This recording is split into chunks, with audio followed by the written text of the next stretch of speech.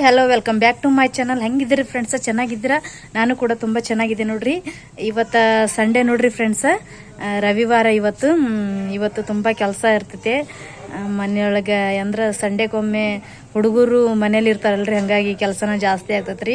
ಆಮೇಲೆ ಹುಡುಗರೆಲ್ಲ ಮನೆಯಾಗಿರೋದ್ರಿಂದ ಇವತ್ತೇನು ಅವ್ರದ್ದೇ ಕೆಲಸ ಮಾಡೋಕೆ ಆಕೈತ್ರಿ. ಇವತ್ತು ಅವರು ಬಟ್ಟೆ ಒಗೆಯೋದು, ವಾರಕ್ಕೊಂದ್ಸರಿ ಯೂನಿಫಾರ್ಮ್ ಒಗಿಬೇಕಲ್ರಿ, ಆಮೇಲೆ ಅವ್ರ ಶೂಗಳನ್ನು ಕ್ಲೀನ್ ಮಾಡಿಡೋದು, ಹಾಗಾಗಿ ಕೆಲಸ ಜಾಸ್ತಿ ರೀ ಇವತ್ತು.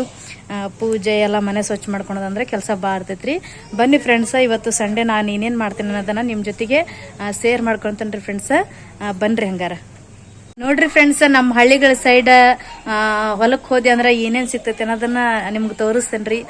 ಎಲ್ಲ ತರಕಾರಿನೂ ಸಿಗ್ತಾವ್ರಿ ಇಲ್ಲಿ. ಮೆಣಸಿನ್ಕಾಯಿ, ಹಣಗಾಯಿ ಅಂದ್ರೆ ಕೆಂಪು ಮೆಣಸಿನ್ಕಾಯಿ, ಸೊಪ್ಪು, ಸೆದಿ, ತರಕಾರಿ ಎಲ್ಲ ತರ್ತಾರ್ರಿ ಹೊಲಕ್ಕೆ ಕೆಲ್ಸಕ್ಕೆ ಹೋದೆ ಅಂದ್ರೆ ಇಲ್ಲೇ. ಬನ್ರಿ ಹಂಗಾರ. ನಮ್ಮ ಅತ್ತಿಯರು ಹೊಲಕ್ಕೆ ಕೆಲ್ಸಕ್ಕೆ ಹೋಗ್ತಾರ್ರಿ. ಏನೇನು ತಂದಾರ ಅಂತ ಹೇಳಿ ಅದನ್ನ ನಿಮ್ಮ ಜೊತೆಗೆ ಶೇರ್ ಮಾಡ್ಕೊತೇನೆ ರೀ. ಇದು ನೋಡ್ರಿ ಗುಂಟೂರು ಹಸಿ ಮೆಣಸಿನ್ಕಾಯಿ, ಅಂದ್ರೆ ಮೆಣಸಿನ್ಕಾಯಿ ಹರಕ್ಕೆ ಹೋಗಿರ್ತಾರಲ್ರಿ, ಹಸಿಕಾಯಿನ ತೊಗೊಂಡಿರ್ತಾರೆ. ತುಂಬ ಖಾರ ಇರ್ತೈತ್ರಿಪ್ಪ ಇದು. ಎಷ್ಟು ಭಯಂಕರ ಖಾರ ಇರ್ತೈತಿ. ಸ್ವಲ್ಪ ಸ್ವಲ್ಪ ಹೆಚ್ಚಾಕಿ ಅಡುಗೆ ಮಾಡಿದ್ರೆ ಟೇಸ್ಟ್ ಆಗ್ತೈತ್ರಿ. ಇದು ಅದ್ರೊಳಗೆ ಹಣಗಾಯಿ ರೀ. ಹಣಗಾಯಿ ಅಂದ್ರೆ ಹಸಿಕಾಯಿನ ಹಣಗಾಯಿಗೆ ಬಿಟ್ಟಿರ್ತಾರಲ್ರಿ, ಕೆಂಪು ಮೆಣಸಿನ್ಕಾಯಿ, ಆ ಮೆಣಸಿನ್ಕಾಯಿ ರೀ ಇದು. ನೋಡ್ರಿ ಕಲರ್ ಎಷ್ಟು ಚೆನ್ನಾಗೈತಿ, ಕೆಂಪಗೆ ಹಚ್ಚಗೆ. ಅದ್ರಾಗ ನಮ್ಮ ಬ್ಯಾಡಗಿ ಮೆಣಸಿನ್ಕಾಯಿಗೆ ಪ್ರಸಿದ್ಧವಾಗೈತ್ರಿ. ನಮ್ಮ ಇದ್ರೊಳಗೆ ಅದು ಬರೋದು ನಮ್ಮ ಜಿಲ್ಲೆ ಒಳಗೆ ಬರ್ತೈತಿ, ಹಾವೇರಿ ಜಿಲ್ಲೆ ಒಳಗೆ. ಇದು ಹಕ್ಕರ್ಕಿ ಸೊಪ್ಪು ಮತ್ತು ಇದು ತಿರುಗ್ಸಾಲಿ ಸೊಪ್ಪನ್ನು ನೀರಲ್ಲಿ ಹಾಕಿ ತೊಳೆದಿಟ್ಕೊಂಡೇನ್ರಿ.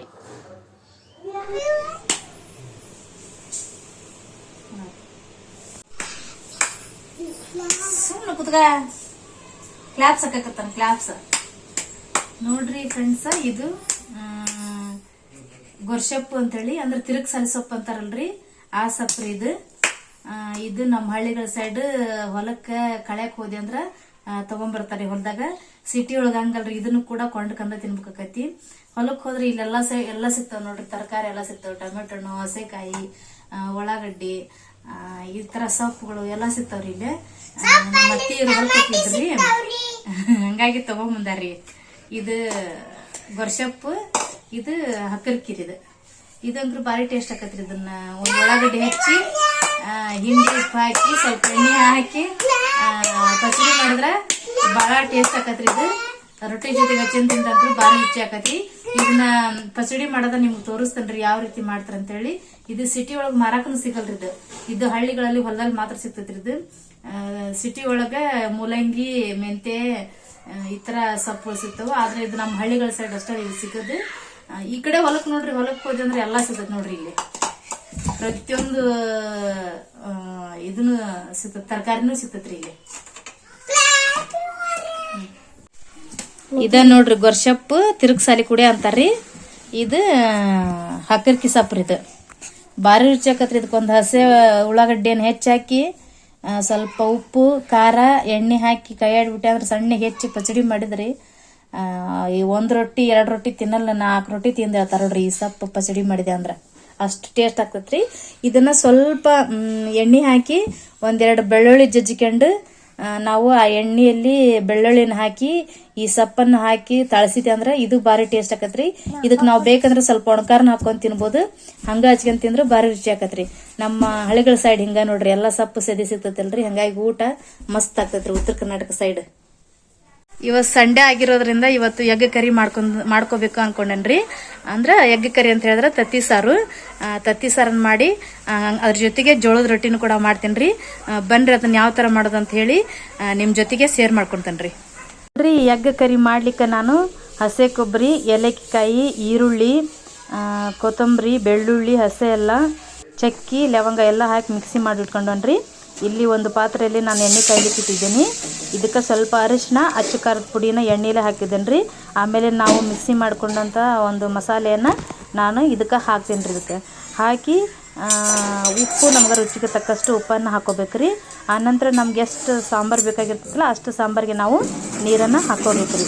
ನೋಡ್ರಿ ಎಷ್ಟು ಕಲರ್ ಚೆನ್ನಾಗಿ ಕಾಣ್ತೈತಿ. ಅಚ್ಚು ಖಾರದ ಪುಡಿ, ಅರಿಶಿನ ಪುಡಿ ನಾವು ಎಣ್ಣೆಗೆ ಹಾಕಿದ್ರೆ ತುಂಬ ಟೇಸ್ಟು ಕೊಡ್ತೈತ್ರಿ. ಆಮೇಲೆ ಕಲರ್ ಕೂಡ ಚೆನ್ನಾಗಿರ್ತೈತ್ರಿ. ನೋಡ್ರಿ ನಾನು ಇದಕ್ಕೆ ನೀರನ್ನು ಹಾಕ್ಕೊಂಡೇನ್ರಿ. ಸ್ವಲ್ಪ ಇದಕ್ಕೆ ತತ್ತಿ ಮಸಾಲೆಕ್ಕಿಂತ ಚಿಕನ್ ಮಸಾಲೆ ಹಾಕಿದ್ರೆ ಟೇಸ್ಟ್ ಆಗ್ತದೆ ರೀ. ಹಾಗಾಗಿ ನಾನು ಸ್ವಲ್ಪ ಚಿಕನ್ ಮಸಾಲೆನ ಹಾಕ್ಕೊಂಡೇನಿ ರೀ. ಇದಕ್ಕೆ ಫಸ್ಟ ನಾನು ಏಲಕ್ಕಿಕಾಯಿ ಚಕ್ಕಿ ಲವಂಗ ಹಾಕಿದ್ದೇನೆ ರೀ. ಆದ್ರೆ ಸ್ವಲ್ಪ ಇದನ್ನು ಹಾಕಿದ್ರೆ ಟೇಸ್ಟ್ ಆಗ್ತೈತೆ ಅಂತೇಳಿ ಸ್ವಲ್ಪ ಇದನ್ನು ಕೂಡ ನಾನು ಇದಕ್ಕೆ ಹಾಕಿದ್ದೇನೆ ರೀ. ಈಗ ಇದು ಪಳ ಕುದಿಬೇಕು ರೀ. ಪಳ ಕುದ್ದಾದ ನಂತರ ನಾವು ಇದಕ್ಕೆ ತತ್ತಿನ ಅಂದ್ರೆ ಎಗ್ಗನ್ನು ಒಡೆದು ಹಾಕಬೇಕು. ನಾನಿಲ್ಲಿ 6 ಎಗ್ಗನ್ನು ತೊಗೊಂಡೇನಿ ರೀ. 6 ಎಗ್ಗನ್ನು ಕೂಡ ನಾನು ಇಲ್ಲಿ ಒಡೆದು ಈ ಕುದಿಯೋಂಥ ಸಾಂಬಾರಿನೊಳಗೆ ಹಾಕ್ತೇನೆ ರೀ. ನೋಡಿರಿ, ಈ ಥರ ಒಡೆದು ಹಾಕಬೇಕು. ಅದು ಸಾರು ಫುಲ್ಲು ಪಳ ಕುದಿಬೇಕು ರೀ. ಅವಾಗ ನಾವು ತತ್ತಿಯನ್ನು ಒಡೆದು ಇದ್ರೊಳಗೆ ಹಾಕಬೇಕು. ಇವತ್ತು ಸಂಡೇ ಇರೋದ್ರಿಂದ ಎಗ್ ಕರಿ ಮಾಡಿದಾತಂಥೇಳಿ ಹಾಗಾಗಿ ಮಾಡಕ್ಕೆ ಕೂತ್ಕೊಂಡೇನಿ ರೀ. ಈಗ ಇದನ್ನು ಸಾಂಬಾರು ಮಾಡತ್ಲೆ ನಾನು ರೊಟ್ಟಿಗೆ ಹಂಚಿಡ್ತೇನೆ ರೀ. ಅಂದ್ರೆ ಬಿಸಿ ಹಂಗೆ ಸುಟ್ಟು ಕೊಟ್ಟೆ ಅಂದ್ರೆ ತಿಂತಾರೆ ರೀ, ಊಟ ಮಾಡ್ತಾರೆ. ಇದು ಪೂರ್ತಿ ಒಂದು 5ರಿಂದ 10 ನಿಮಿಷ ತತ್ತಿ ಹೊಡೆದು ಹಾಕಿ ಮ್ಯಾಕ ನಾವು ಕುದಿಯಕ್ಕೆ ಕೈ ಬಿಡ್ಬೇಕು ರೀ. ಇದು ಅಂದ್ರೆ ಪೂರ್ತಿ ಎಗ್ ಬಾಯ್ಲ್ ಆಗ್ತೈತೆ ರೀ ಅದ್ರೊಳಗೆ.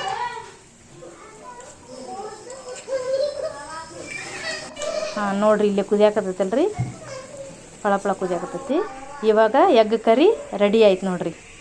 ಎಷ್ಟು ಚೆನ್ನಾಗಿ ಕಾಣ್ತೈತಿ. ಇಲ್ಲಿ ಬಿಸಿ ರೊಟ್ಟಿ, ಎಗ್ ಕರಿ, ಈರುಳ್ಳಿ ಮತ್ತು ನಿಂಬೆಹಣ್ಣನ್ನು ಹೆಚ್ಕೊಂಡು ಇಟ್ಕೊಂಡೇನಿ ರೀ. ಇವಾಗ ಇಲ್ಲಿ ಜೋಳದ ರೊಟ್ಟಿನ ಮಾಡಾಕತ್ತೇನೆ ರೀ. ಹಂಗೆ ಅಂದ್ರೆ ಆಗಾಗ ಉದ್ದಿ ಕೊಟ್ರೆ ಹಂಚಿನ ಬಿಸಿವ ತಿಂದ್ಬಿಡ್ತಾರೆ ರೀ. ನಮ್ಮ ಸೈಡ್ ರೊಟ್ಟಿ ಇಲ್ಲ ಅಂದ್ರೆ ಊಟನ ಇಲ್ಲ ನೋಡ್ರಿಪ್ಪ ಕೊಟ್ಟೆ. ಈ ಥರ ರೊಟ್ಟಿನ ಉದ್ದಿ ಹಂಚಲ್ಲಿ ಬೇಯಿಸಾಕತ್ತೇನೆ ರೀ. ಒಲೆ ಮೇಲೆ ಮಾಡ್ತೇವೆ ನಾವು ರೊಟ್ಟಿನ.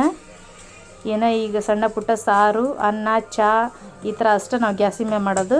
ಎಲ್ಲ ಒಲೆ ಮೇಲೆ ಮಾಡ್ತೇವೆ ಉಳಿದದ್ದನ್ನು. ನೋಡ್ರಿ, ಇಲ್ಲೇ ನಮ್ಮ ಭರತ, ನಮ್ಮ ಸಣ್ಣವ್ರು ಬಂದಿದ್ರಿ ಊರಿದ್ದ. ಹಾಗಾಗಿ ಅವರು ನಮ್ಮ ಭರತ ಕೂಡ ಊಟ ಮಾಡಾಕತ್ತಂದಾರ ನೋಡ್ರಿ. ಬಿಸಿವ ಹಂಚಿನ ಅದಂದ್ರೆ ರುಚಿ ಆಗ್ತೈತೆ ರೀ. ಹಾಗಾಗಿ ಬಿಸಿ ಹಂಚಿನ ನಾನು ಉದ್ದಿ ಕೊಡಾಕತ್ತೇನೆ ರೀ ಅವ್ರಿಗೆ. ಇವತ್ತಿನ ವಿಡಿಯೋ ಇಷ್ಟವಾದರೆ ದಯವಿಟ್ಟು ಶೇರ್ ಮಾಡಿರಿ, ಲೈಕ್ ಮಾಡಿರಿ, ಕಮೆಂಟ್ಸ್ ಮಾಡಿರಿ. ಹಂಗೆ ಇನ್ನುವರೆಗೂ ಯಾರು ನನ್ನ ಚಾನಲ್ಗೆ ಸಬ್ಸ್ಕ್ರೈಬ್ ಆಗಿಲ್ಲರಿ, ದಯವಿಟ್ಟು ಸಬ್ಸ್ಕ್ರೈಬ್ ಆಗಿ. ಎಲ್ಲರಿಗೂ ಹೃದಯಪೂರ್ವಕವಾದ ಧನ್ಯವಾದಗಳು.